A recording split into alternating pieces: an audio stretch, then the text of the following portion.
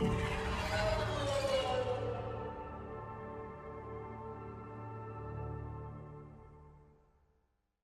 Apex Agents, it's Mobius here with another video from Mass Effect Andromeda's multiplayer. Today we're doing another character build guide. This video is the one where we go over the skill tree and the equipment that you use on the character. There will be a second video accompanying this one, which is strictly gold gameplay. So if you want to investigate exactly how I set the character up, this is the video you want to watch. And this character build guide is probably the most overdue one because there's already been numerous ones done on it from other channels on YouTube, and we're just taking a look at the Human Vanguard today. I have the male selected this time around, but it doesn't really matter what the gender is because their skill trees are exactly the same. Now, this particular build that I'm going after is extremely power and melee centric. You are using your powers and you are definitely using your melee in order to inflict about 75% of the damage that you're going to do. The whole point of bringing in a weapon with this character build is largely to be as a placeholder for a certain weapon mod to increase the power of your melee. This character build is extremely forgiving. It's very possible to bring this into gold difficulty when you don't even have very good equipment to bring. Say your best weapon is a grade 4 charger and you have most of your common mods maxed out, such as the pistol melee mod, and you have all the character cards for this character and they're a decent level, say level 12 or better, something like that. You could very well bring this character setup into gold long before you can bring in other characters. This character is very non-reliant on having good equipment, unlike other characters that, especially very weapon-centric characters such as human infiltrators or human soldiers that are built around amping up weapon damage. Those kind of require having decent weapons still in order to be effective. For this character, not so much, because as I said, you're using mostly your powers and your melee for the vast majority of the damage you're going to inflict. So, as I said, with this video, we're going to be breaking down the skill tree, going through each and every single evolution choice that I made, and I'm going to explain my reasons behind it. Now, the thing about the skill tree here is there is definitely a specific order you want to level this character up. Out of the 5 options, Charge, Nova, Shockwave, Apex Training, and Barrier, the first one you want to level up is Biotic Charge, because this is your be-all, end-all, super survival kind of power. This gives you instant shield regen and allows you to either teleport halfway across the map and try and get into a situation and cause some havoc, or you can warp to a lone enemy and get yourself out of a similar poor situation. Say you've got multiple sub-bosses and boss units closing down on you. You can just try and round a corner, jump up into the air, look for a lone basic enemy, charge into them, fly halfway across the map, and quickly get out of that bad situation that you were just in.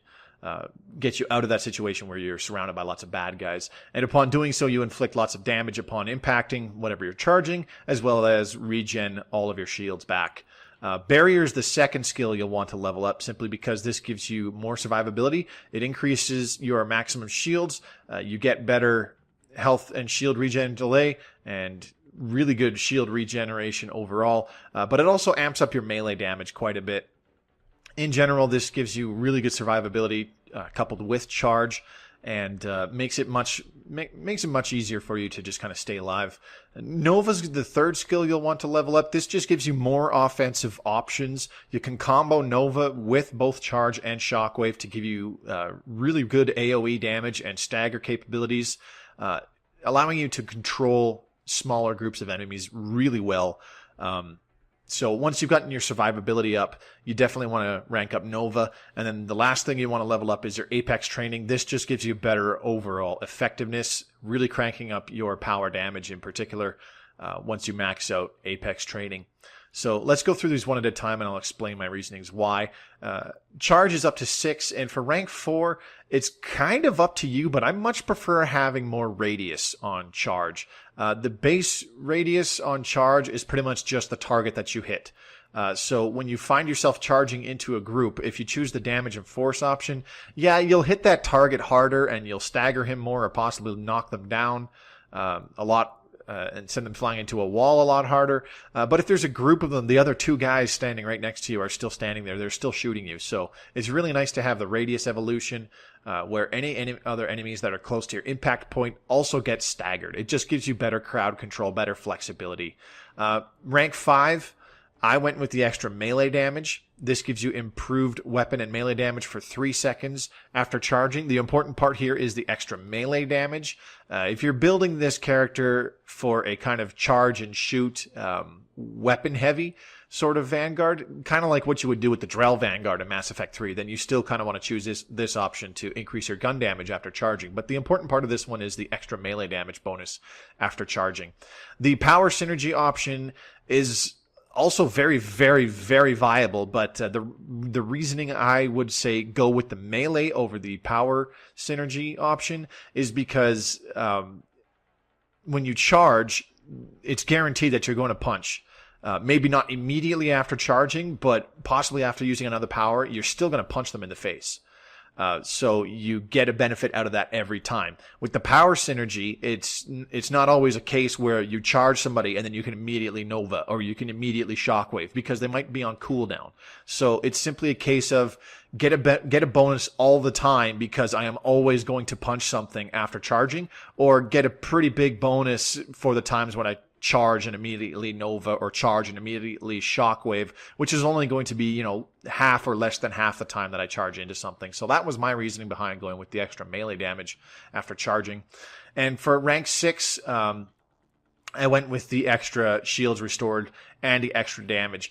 This extra damage that you get from rank 5 kind of makes up for the 40% damage that you skip out on at rank 4. So you still get an additional 40% damage bonus from that, but you also get a full restoration on your shield bar, and you get damage resistance of 75 points, which is quite significant. So you're taking a little more than half damage, since 100 points of damage resistance means you're taking exactly half damage from normal. So 75 damage resistance, you're taking still maybe 2/3 of the damage that you would from anybody shooting you for a few seconds after charging. This effect lasts for 5 seconds. So after charging, you get 3 seconds of bonus melee damage, and you get 5 seconds of damage resistance, which is fantastic. The Shock Trooper upgrade is extremely fun and extremely funny to use. But when you're only getting half your shields back, I don't really think it's as beneficial as having the damage resistance and getting all of your shields back, especially if you have really high shield capacity because for some reason you mounted a cyclonic modulator on your characters for consumables. So the second skill is Nova. This would be the third thing you want to level up. Again, taken up to 6 for rank 4. I didn't go with the extra radius this time around because the base radius is already 4 meters. So by giving it an additional 40% on top of the 25% that it already gets. So you get 5 meters of damage radius with Nova already from the rank 2 upgrade. And the rank 4 upgrade would simply just give it another 2 meters. If 40% of 5 would be another 2 meters. So 7 meters of damage radius on Nova. That's twice what you would get from charge. I didn't really feel that would synergize as good with charge. When you charge in and you have the 3.5 meter damage radius, you stagger everything at 3.5 meters, and then you Nova, you still stagger the same guys pretty nicely. Difference being I went with the extra damage of force, another 35% damage on 420 area damage. That's pretty significant. That's about another 150 points worth of damage. So it hits pretty hard. Rank 5 is largely your personal preference. I went with the extra armor because there's lots of sub-bosses, particularly on the Outlaw faction, that have armor. The Pariah doesn't anymore. It's largely the Berserkers, the Agents, and the Saboteurs, but it's still a case of there's more sub-bosses that have armor than there are ones that have shields. And a lot of the characters with shields, their shields can still be taken down pretty quickly from a simple charge and a few punches. And then at rank 6, this effect here, this shield-powered one, Nova has no recharge time but consumes shields when used. I have worked this out before, and while it is funny, Trust me on this. Seismic Nova is 10 times better. Knocks enemies to the ground and primes them for combo detonations. Only unarmored, unshielded, normal-sized enemies are affected. This isn't worded very well because it means that only unarmored, unshielded, normal-sized enemies are affected by the knockdown effect. They are the only ones that will be flattened by them.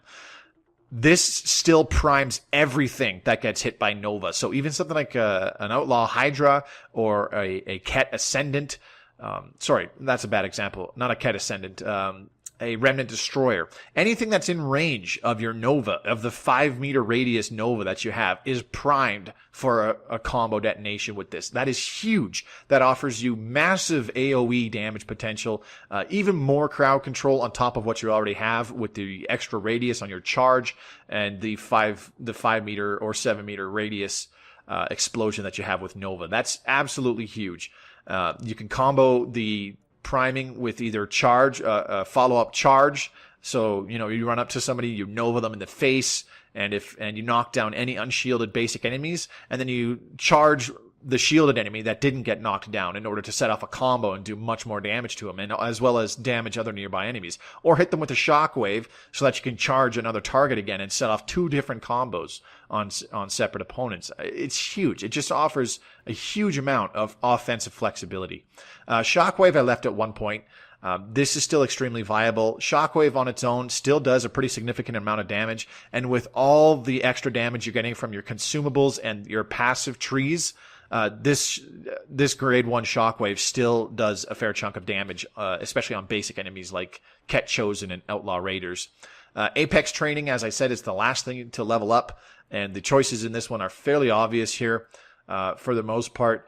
At rank 4, you want to take the extra powers and melee damage so that you have more power and melee damage, making both of those more effective overall. Rank 5, the aerial combat training didn't make any sense whatsoever because it increases your hover duration and makes your gun more accurate when you're airborne. That makes no sense because we're not setting this guy up for weapon damage focus. As I said, 75% of the damage you're going to deal is with your powers and your melee. So I just went with the ammo and targeting, which gives you more weapon spare ammo and better weak shot, weapon headshot weak point bonus, which is great for those few times if you're good at landing your weak point shots.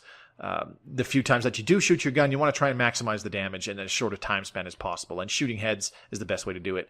And the rank 6 power specialist, this is a pretty big one. Plus 15% power damage, plus 30% power force, and plus 20% weapon weight capacity. This weapon weight capacity reduction is really, really nice because it couples with the plus 10% weapon weight capacity at rank 3. So any low-grade weapons that you bring with this character, particularly certain shotguns that are really heavy, can be a lot lighter and they won't hamper your cooldowns nearly as much. Really, really nice option to have for a passive tree. And Barrier, this is the other passive tree. This is the second skill you want to level up if you're going for this particular build. At rank 4, you've got Unyielding Barrier is what I chose. It gives you plus 30% max shields. I like that over the Recuperating Barrier, which is plus 30% health and shield regeneration delay reduction and plus 30% shield regen. The shield's regenning is not an issue considering you have a power like Biotic Charge, which recharges every 3 or 4 seconds. Depending on if you have a power efficiency mod or not. It's roughly every 4 seconds without an efficiency mod. So you're doing it automatically. You're automatically regenning your shields to full strength and regenning them instantaneously every 4 seconds. There's no reason to have that. So I went with the extra max shields. This gives you more max shields to work with every time you do charge. At rank 5, you've got the Biotic Alacrity, reduces weapon weight and improves speed while shields are active. Shield cost is reduced for biotic powers that deplete shields to activate. This would be much better if we actually went with the Nova option that makes it cost shields, but have no cooldown. But we're not doing that because the Seismic Nova is 10 times better. This one here is what gives you some pretty good survivability. Partially restored shields with each successful melee attack. Shields restored by melee, 15%. It used to be 30%, I think, or was it 25%? One of the two, doesn't matter. And you get an additional plus 50% melee damage. So this is coupling with all the extra melee bonuses that you get for a few seconds after charging. The melee bonuses that you're getting from the other passive tree, which is Apex Training. and it just gives you an overall really, really good amount of extra melee damage. Now for rank 6, you have Active Barrier, partially restores shields after taking down an enemy with a biotic power, affects all allies within 6 meters. Now this would be really good for a supportive kind of class, especially one that is relying on biotic ability kills. But this is kind of more of an option for something like a human adept that wants some kind of healing ability for his teammates. Instead, you want to go with this one, the Saving Barrier, which even if you were building for an adept with a pseudo healing ability, as I mentioned previously, this is the no-brainer pick for rank 6 Barrier on any character. Automatically restores shields upon reaching low health on a cooldown.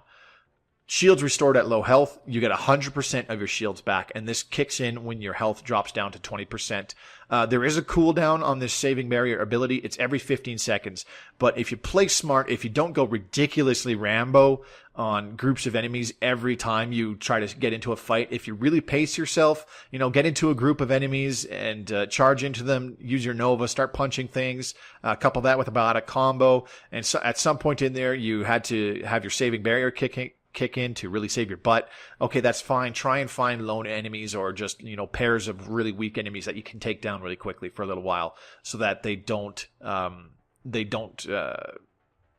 wind up taking you down because you don't have your Saving Barrier. And then after doing that for 10-15 seconds, you can charge into another group of 3 or 4 enemies, and your Saving Barrier is going to save your butt at least once because you're going to need it to.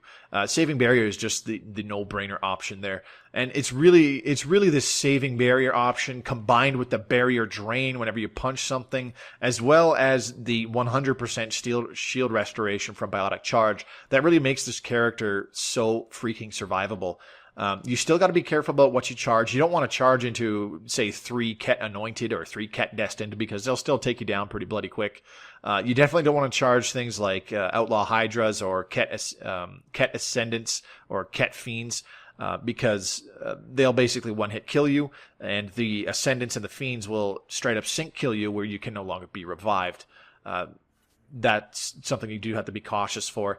Now for your loadout, your equipment, and your weapon can be strictly your choice. So long as it's a half-decent one, there shouldn't really be any reason to complain, but I highly recommend you stick to anything in either the shotgun class or the pistol class. And the simple reason for that is both the shotguns and the pistols have these melee-enhancing mods. The shotguns get plus 33% extra melee damage with this mod when it's at rank 10. And the pistols get an extra plus 29% melee damage when that mod is at rank 10. And they're both common mods, so they should be pretty easy to level up in order to maximize your melee damage on this character. I currently have the Piranha equipped, and that's the weapon that will be used in the gameplay that accompanies this video. It's pretty effective. You do got to be in their face for it to be any decent without the Smart Choke equipped. As you can see, I don't have Smart Choke equipped. I just have the shotgun barrel for more damage. But that's perfectly fine because this character is a really in-your-face kind of character. But there is a whole multitude of options available to you. You could even go into gold difficulty with a charger on this character, so long as you have a really high-grade melee boosting weapon mod. You can still bring this character into gold difficulty with just a charger, but there's other really good options available. You can use an equalizer if you never want to visit ammo packs ever again, simply because you can just run around charging, punching, and shooting everything without ever having to worry about ammo. You can bring a Talon pistol if you want to bring a fairly lightweight answer, a fairly lightweight pistol that doesn't hamper your cooldowns, but is still a really close range powerhouse because it's like a hand cannon shotgun pretty much. You can bring the Ruzad shotgun, which is extremely powerful at close range and is a really good answer to things like boss units that I previously mentioned that you simply can't just charge into and punch in the face over and over. You can use your Ruzad to weaken them from decent range and with really, really good power on that. There's just a lot of options available. You can even use an N7 Hurricane. The equipment choice is obviously Juggernaut Shield. This goes without saying because it gives you an extra 10% to your shields, increasing it even more along with the shield bonuses from the barrier skill tree, but it's increasing your melee damage as well by just a little bit more, an additional 15%. It used to be 75%, and that made this piece of equipment pretty overpowered, but another 15% to melee damage is nothing to scoff at still. And lastly, your consumables, these should be fairly obvious. You want a strength enhancer and you want a biotic power amp. You could instead go with a power efficiency mod and swap one of these out Whichever one that is totally up to you. You could also probably even go with a cyclonic modulator if you really wanted to try and max out your shields, squeeze out as much of your shield power as possible. But I definitely recommend going with strength enhancers and biotic power amps, because equipping these two mods is the difference between dealing enough damage in a single charge and punch to kill a Ket Chosen. It's the difference between being able to do that in a single charge and punch as opposed to having to charge it and then punch it twice. That is the difference with using strength enhancers and biotic power amps over other boosters. And even then, if you use low quality, not low quality, but lower grade strength enhancers and biotic power amps, it can still very well take one charge and 2 punches to kill a basic enemy like an Outlaw Raider, for example. But if you're using, grade 2 or grade 3 or especially grade 4 of these consumables, or one of them is a grade 4 consumable, it's very likely that you can pretty much 2-hit kill with a single charge and a single punch to the face. So that's the difference. That is the actual damage difference, and that extra time to wind up for a second punch in the face can make a world of difference in your survivability when you're playing this class. So that pretty much sums it up for this character build. It's a little bit longer than I wanted it to be by about 5 minutes, and I do apologize for that, but I hope it gives you a really good idea for how you can spec this character out. There will be a link in the description below to the second video that I uploaded today that accompanies this one, showcasing gameplay where I use this exact setup in a gold match. I believe we did wind up against Ket in that match. So if you want to see some gameplay, check the link in the description below, or just, take a look at the other video that I uploaded and made public today. In the meantime, this has been Mobius Y for Mass Effect Andromeda's multiplayer. Thanks very much for watching, and I will see you on the battlefield. Good luck, Apex.